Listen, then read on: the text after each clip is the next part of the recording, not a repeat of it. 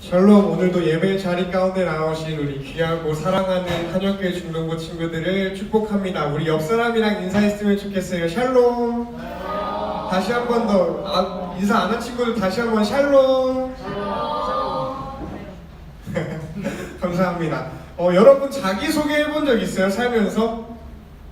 우리가 자기소개를 할 일이 생각보다 없지는 않은 것 같아요. 여러분 자기소개하면 보통 어떤 걸로 시작을 할 것 같아요? 여러분들은? 전도사님이 먼저 전도사님을 소개해 볼게요. 전도사님은 지금 27살이고요. 이름은 노태현이고요.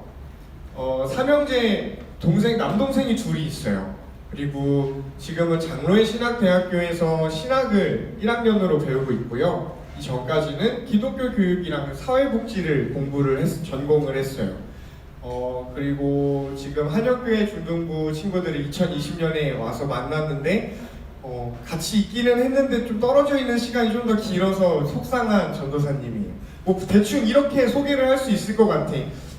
전도사님 좀 궁금한 게 있는데 혹시 정한이는 자기소개 한번 해줄 수 있어요? 전도사님한테 중등부한테 자기소개 한 번만 해주세요. 편하신 대로. 자, 우리 정한이를 봐주시면 감사하겠습니다. 안녕하세요. 제 이름은 최정환이라고 하고요. 현재 화성시에서 건너고 있고 생활중학교 3학년 3반에 다닙니다. 중등부 세상을 맡게 되어 영광이고 잘 부탁드립니다. 감사합니다. 우리 회장 정한이었습니다. 감사해요. 우리 다른 친구들의 모든 자기소개를 듣고 싶은데 뭔가 정한이는 이거를 수용할 수 있는 친구라고 생각해서 감히 부탁을 해봤어. 고마워요. 우리 성경을 보면은 자기소개를 유독 많이 하는 형님이 한 분 계셔요. 그 사람이 바울이라는 사람이야. 바울이라는 사람이 편지를 엄청 많이 썼거든. 신약 성경을 보면 바울 서신이라는 게 있는데 이게 다 바울의 편지래. 신약 성경의 한 반 정도가 바울이 쓴 편지야. 근데 여러분 편지를 쓸 때 맨 처음에 여러분들 자기를 소개를 하잖아요. 그래서 방금 전도사님이 스스로를 소개했던 것처럼 정한이 형아 정한이 오빠가 자기를 소개했던 것처럼 바울 형님도 자기를 소개를 하고 있어. 우리 그 대표적인 두 성경을 보면서 두 편지를 보면서 바울이 스스로를 전도사님이랑 정한이는 이렇게 소개를 했는데 바울은 어떻게 자기를 소개했는지 찾아봅시다. 슬라이드를 한 번만 넘겨주세요. 글씨가 보여요? 좀 작네 생각보다. 네, 감사합니다. 보인다면 위에 있는 건 남자 친구들과 남자 선생님이, 아래에 있는 거는 여자 친구들과 여자 선생님이 읽어보겠습니다. 위에 거부터 시작!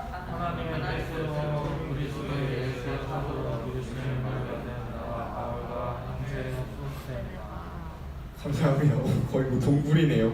우리 아래에 있는 거 로마서 1장 1절을 여자분들, 여성 자매님들께서 읽어주시겠습니다. 시작! 그리스도 예수의 종인 나 바울은 부르심을 받아 사도가 되었습니다. 나는 하나님의 복음을 전하기 위하여 따로 세우심을 받았습니다.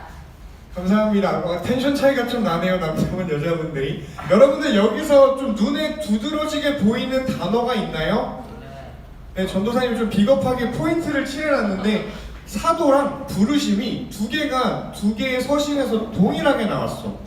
다른 뒷모대에서 뭐 다른 복음 이런 거 봐도, 다른 것들을 봐도 바울은 스스로를 계속해서 이걸로 설명을 해요. 얘들아, 나는 부르심을 받아서 예수 그리스도의 사도가 된 사람이야 라고 바울은 스스로를 설명을 하고 있어. 자기소개가 이게 끝이에요. 별다른 거 없이.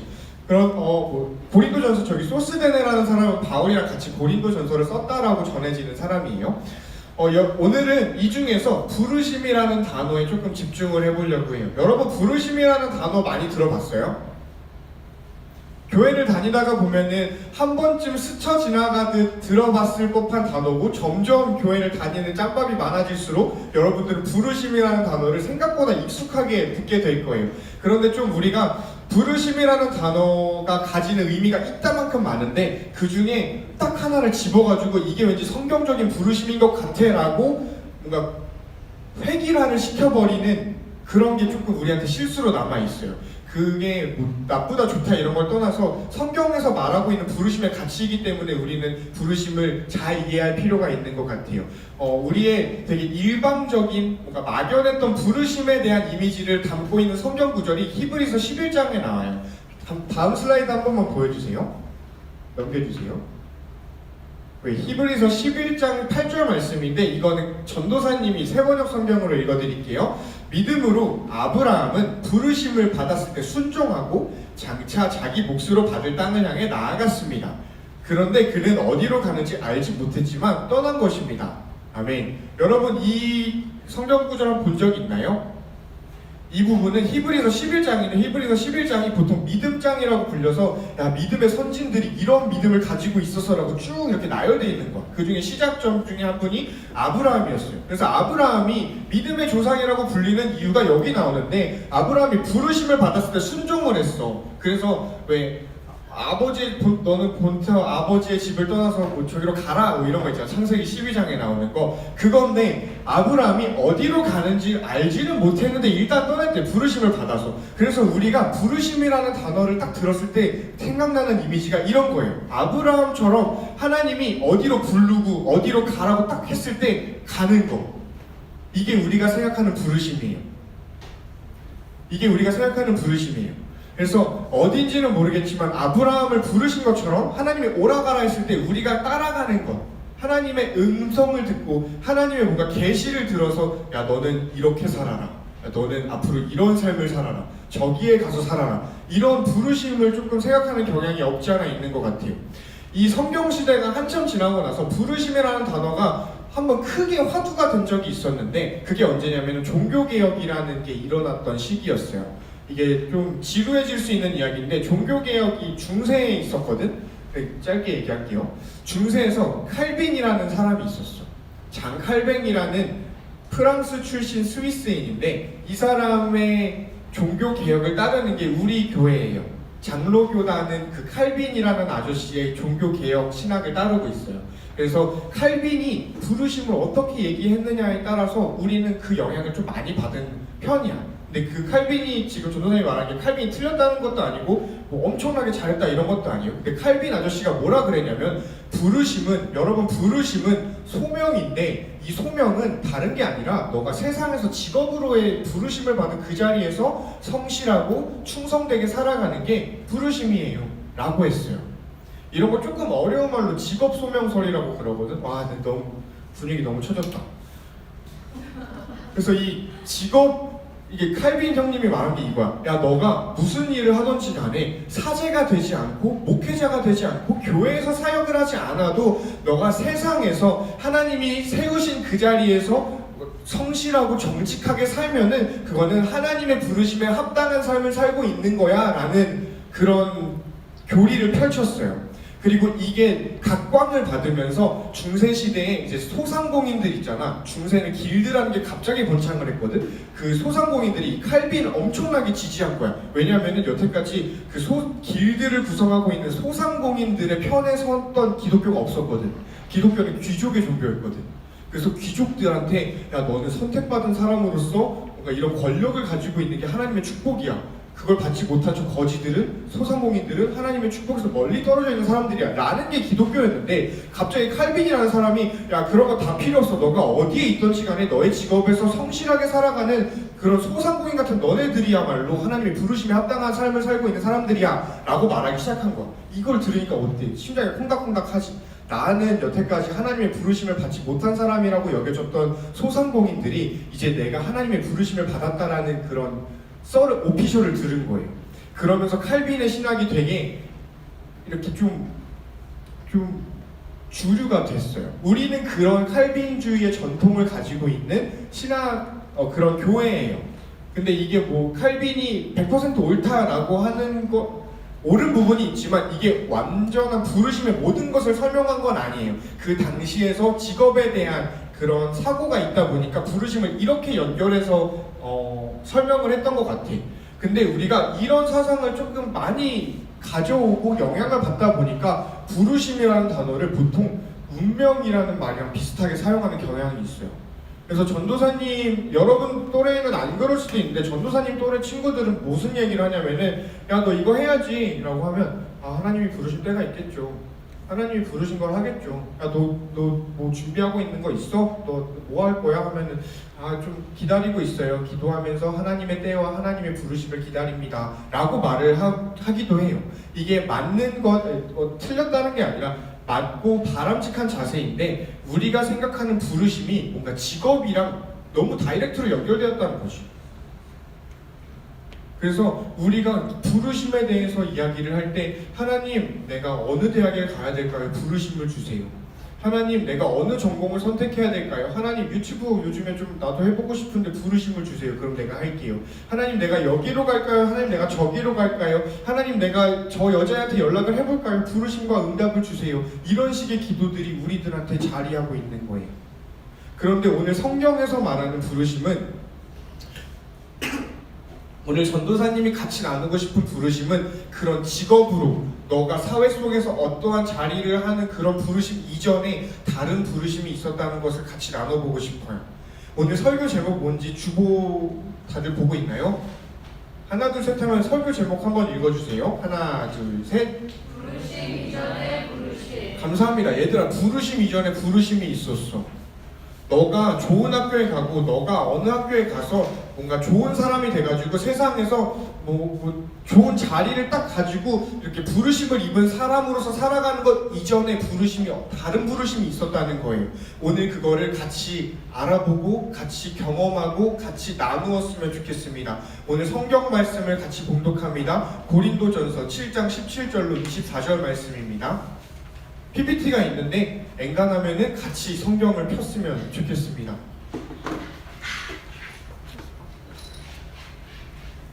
오늘은 교독을 같이 해봤으면 좋겠어요. 전도사님이 한 절, 여러분이 한 절, 마지막은 우리가 마음과 입을 모아서 합독하겠습니다.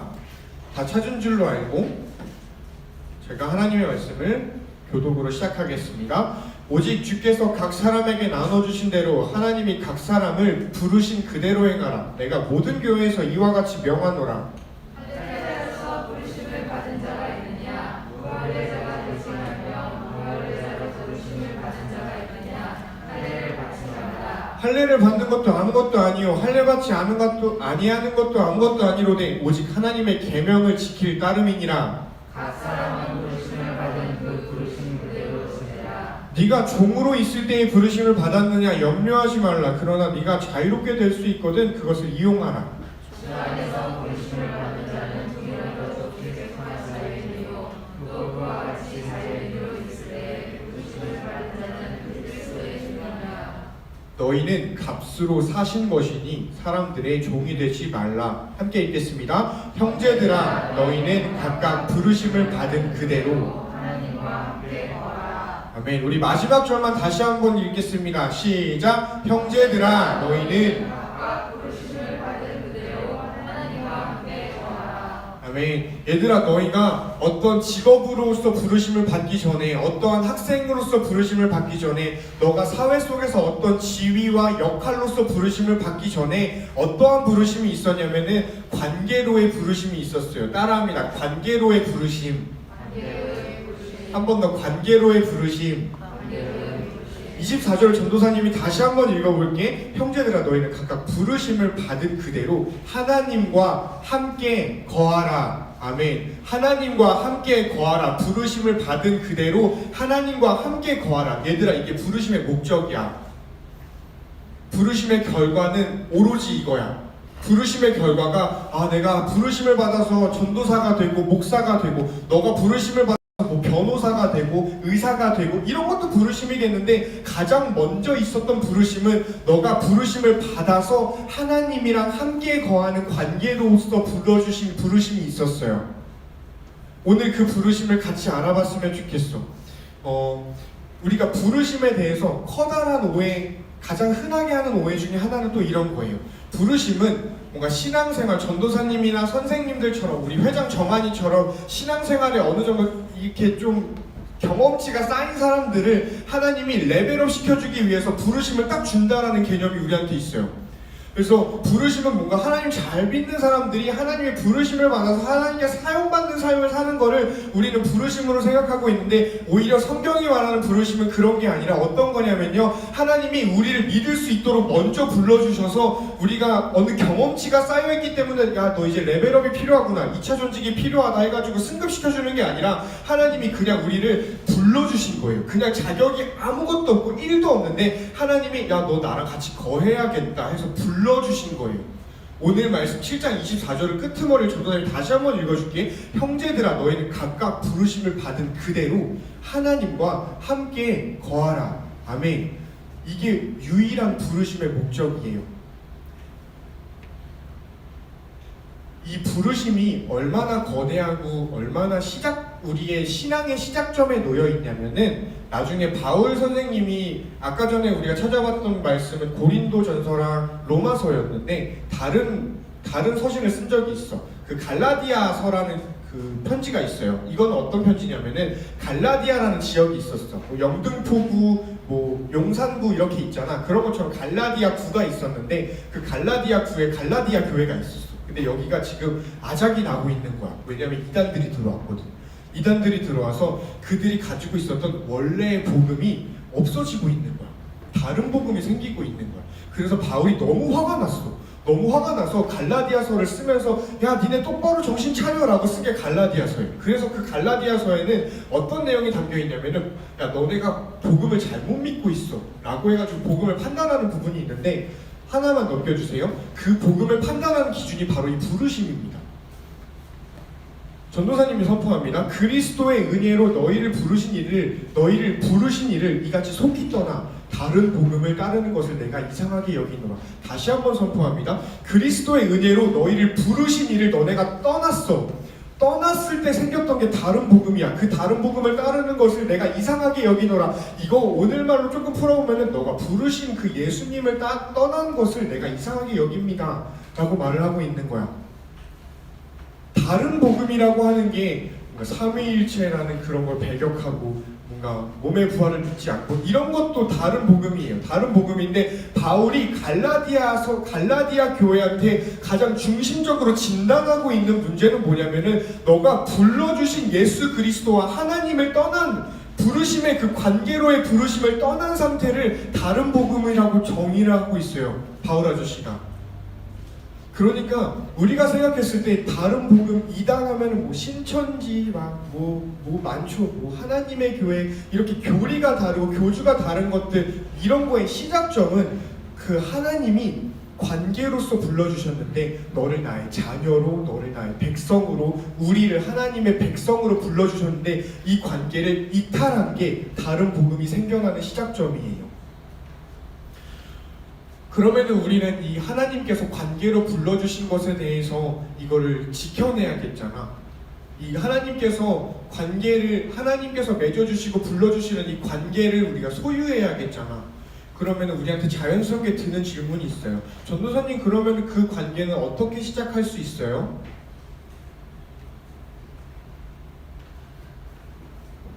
방금까지 전도사님이 여러분한테 소개해주고 설교해줬던 이 하나님과의 관계, 하나님의 부르심을 내가 어떻게 하면 받을 수 있어요? 라는 질문에 대해서 예수 그리스도와 성경은 뭐라고 말하냐면은 이미 시작됐다고 얘기를 해요. 우리가 느껴지지 않을 수 있는데 이미 그 관계가 예수 그리스도를 통해서 시작이 되었다라고 성경은 말씀하고 있어요. 우리 다음 슬라이드 한 번만 넘겨주세요. 전도사님이 이거 같이 읽었으면 좋겠어요. 첫 번째 장은 우리 남자친구들이, 두 번째 장은 우리 여성 자매님들이 같이 읽어보겠습니다. 시작. 하나님께서 우리를 구원해 주시고 어느가 부르심으로 불러주셨습니다. 그것은 우리의 인생을 알아 정착하셨고 하나님의 계획과 은혜를 따라 하신 것입니다. 이 은혜는 영원 전에 그리스도 예수 안에서 우리에게 주신 것인데 이제는 그리스도 예수께서 나타나심으로 하나님 드러났습니다. 그리스도께서는 죽음을 하시고 복음으로 생명과 썩지 않음을 하나님 보여주셨습니다. 아멘. 감사합니다. 감사합니다. 이거 디모데전서 1장 9절로 10절 말씀이에요. 앞에 슬라이드 다시 한 번만 보여주세요. 얘들아, 저기 보면은 우리의 행실을 따라서 하나님이 우리를 부른 게 아니래. 우리는 은혜를 따라서 하나님께서 불러주신 그 관계로 부르심을 받은 사람들이래. 너가 회개 기도하고 헌금하고 11조하고 교회 따박따박 나오고 온라인 예배 어려운데 따박따박 드렸기 때문에 하나님께서 너를 사랑해서 하나님께서 그렇기 때문에 너를 불러주셨다, 이게 아니라 그냥 너를 부르신 거야. 그냥 너를 사랑해서 너를 불러주셨어요. 그래서 하나님은 지금 너랑 관계를 맺고 싶어 하시고 그 관계를 시작하셨어. 근데 여기서 어떤 문제가 생겼냐면은, 승환아 라고 했을 때 승환이가 저를 봐요. 홍진 선생님 하면은 제가 홍진 선생님을 이렇게 부르면 홍진 선생님이 저를 봐요. 홍진 선생님 죄송한데 반주 한 번만 부탁해도 될까요? 부르심에는 얘들아 무슨 심으로 끝나는 단어는 어떤 거냐면은 동사가 명사로 된 거거든. 영어로 NESS가 붙으면은 동사가 명사로 변하는 마법이 일어나요. 그래서 이 동사적인 개념이 명사로 바뀌었을 때 심이라고 붙이거든. 그래서 예를 들면은 나의 사랑하심 해가지고 사랑이 동사가 명사가 되고, 인도하다라는 동사가 명사가 되고, 나누다, 나누심 뭐 이렇게 말장난일 수도 있는데 동사가 명사가 되는 거야. 근데 우리가 지난번에 봤던 나눔이 이렇게 주고서 소유하는 그런 개념까지가 포함돼서 나눔이라는 완전한 의미를 형성했듯이, 부르심은 승환아라고 했을 때 승환이가 전도사님을 바라보는 것까지가 부르심이에요. 정한아 소개 좀 해줘 라고 했을 때, 전도사님 이렇게 불렀을 때 정한이가 그 부름에 응답하는 것까지가 부르심이에요. 그렇기 때문에 이미 시작된 그 부르심이 이미 너를 사랑해서, 지혜를 사랑해서 하나님이 여기에 불러주시고 자녀로 불러주시고, 그렇게 불러주신 것에 따라서 우리가 이 교회로 모이고 각자의 자리에서 예배를 드릴 수 있도록 불러주신 그 하나님께 우리가 응답하는 게 없으면 이 부르심이 힘을 발휘하지 못해요. 하나님이 우리를 사랑하는데 감히 우리의 반응하지 않음이 하나님의 사랑을 막아버릴 수가 있어요. 우리가 이 시간에 그러지 않았으면 좋겠어. 우리가 이 시간에 하나님한테 반응하는 한영교회가 되었으면 좋겠어요. 하나님이 너를 사랑하고 나를 사랑하고 우리를 사랑해서 교회로 불러주셨어. 은찬이를 불러주셨어. 우리가 그 부르심에 응답할 수 있는 자들이 되기를 간절히 소망해요. 아까 히브리서 말씀 다시 한 번만 띄워주실 수 있을까요? 11장 7절 말씀. 이 말씀을 같이 보고서 같이 찬양, 아까 했던 찬양을 나눴으면 좋겠는데, 여기 보면은 아브라함이 어디로 가는지 몰랐는데 부르심을 받아서 떠났대. 부르심을 받기는 받아서 어디로 가라라고 하는데 어딘진 몰라. 근데 갔어. 이게 어떻게 된 거냐면은, 왜 그러냐면은 아브라함이 부르심을 딱 받았는데, 아브라함한테 중요한 거는 부르셔가지고 야 어디로 가라라고 이 목적지가 아니라 부르신 하나님과의 관계가 너무나 탄탄하고 확실하니까 아브라함이 어디로 가는지도 모르는데 나를 불러주신 하나님을 믿고 그냥 뚜벅뚜벅 갈 수 있었던 거예요. 히브리서에서 아브라함을 믿음의 조상이라고 말을 하는 그 이유는 이거 하나예요. 그냥 막가파로 어떻게든 되겠지 해가지고 간 게 아니라, 그 나를 부르신 이가 하나님이심을 완벽하게 신뢰한 아브라함이기 때문에 내가 어디로 가는지 모르겠지만 하나님이 나의 인생을 자신에게로 부르셨음을 인정하고 그 앞에 반응하기 때문에 아브라함이 나아갈 수 있었어요. 우리가 그 부르심에 반응할 수 있는, 아브라함처럼 반응할 수 있는 우리가 되었으면 좋겠어요. 부르신 곳에서 하나님을 예배한다는 것은 교회로 나와서 혹은 각자의 자리에서 온라인으로 시간에 맞춰 예배를 드리다는 것 이상으로 그 우리를 부르시는 하나님을 사랑하는 것에 있어요. 우리가 그 하나님을 사랑하고 우리를 불러주신 그 주님을 찬양했으면 좋겠어요. 아까 전에 나눈 찬양 있죠? 기억이 날진 모르겠네요. 나의 부르심이라는 찬양인데, 전도사님이 가사를 한번 읊어줄게. 같이 묵상하고 찬양했으면 좋겠습니다. 나의 부르심, 나의 영원한 한 소망, 예수님의 형상을 담는 것, 나의 목적, 나의 높은 부르심, 세상을 뒤로하고 주 위에 사는 것, 덮으소서, 주 거룩한 품에 품으소서, 이곳이나 속한 곳 오 예수 나를 이끄소서. 주 얼굴 보기 위해 은밀한 곳으로 내가 나아갑니다. 아멘. 우리 이 고백이 우리의 고백이 됐으면 좋겠어요. 이 자리에서 우리가 함께 주님을 찬양하고 우리를 불러주신 그 주님, 우리가 주님을 만나고 싶으니까 이 시간에 만나주세요, 내가 그 부르심에 응답합니다 라는 모양으로 같이 주님께 찬양했으면 좋겠습니다. 우리 함께 찬양하겠습니다. 나의 부르심, 나의 영원한 소망, 예수님의 형상을 닮는 것. 나의 목적, 나의 목적, 나의 높은 부르심, 나의 높은 부르심, 세상을 위로하고 주 위에 사는 것. 처음부터 고백합니다. 나의 부르심, 나의 부르심, 나의 영원한 소망, 예수님의 형상을 닮는 것. 나의 목적,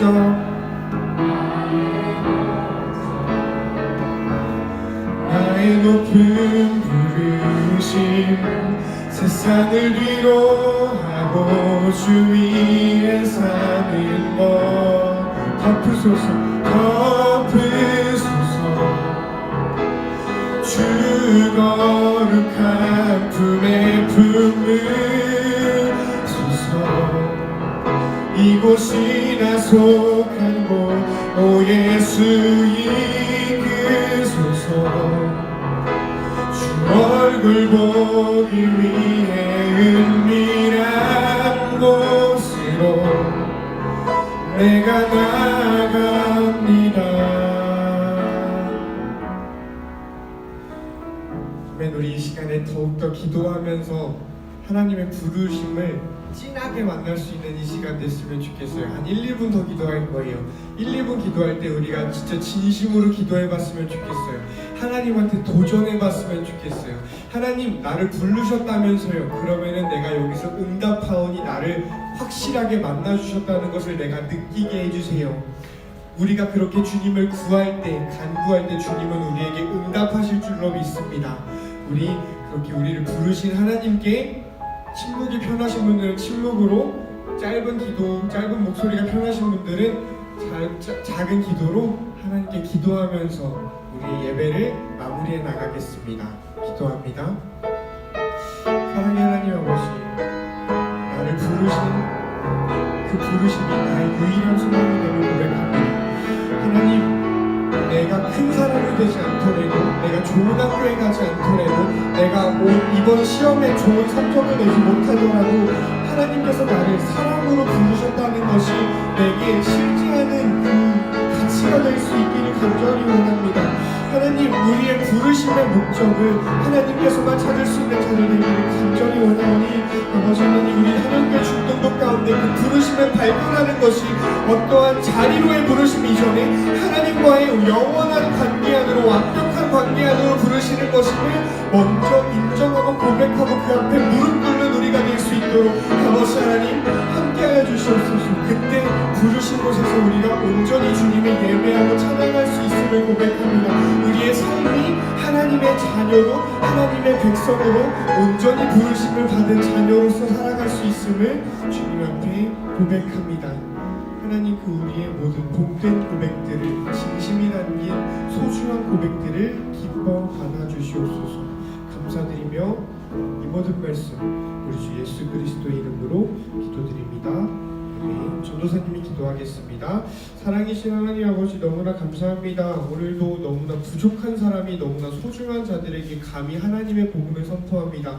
하나님, 그 복음이 하나님께서 우리를 부르셨다라는 하나님과의 관계로 부르셨다라는 이 복음이 우리 안에 심기고 뿌리 박히고 열매 맺는 우리가 되기를 원하오니 우리가 이 자리에서 예배를 드리건 각자의 자리에서 온라인으로 예배를 드리건 동일하게 하나님의 부르심을 듣고 반응할 수 있는 한옥교회 될 수 있도록 함께하여 주시옵소서. 이후에 봉헌이 있습니다. 그 봉헌 또한 우리가 부르심에 대한 반응으로서 주님 앞에 온전히 올려드리오니 그 봉헌도 주님 기뻐 받아주시오며 봉헌으로서 드리는 우리의 인생마저 주님 기쁘게 받아주시옵소서. 감사드리며 이 모든 말씀 우리 주 예수 그리스도의 이름으로 기도드립니다.